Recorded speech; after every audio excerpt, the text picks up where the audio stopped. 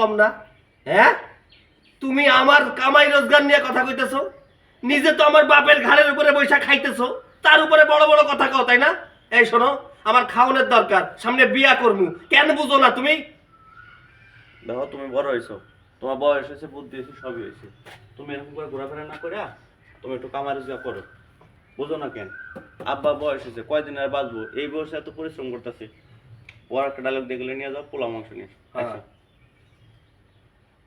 যেদিন বিয়া করবো তারপরের দিন থেকে আমি কামাই রোজগার করবো, বুঝতে পারছো?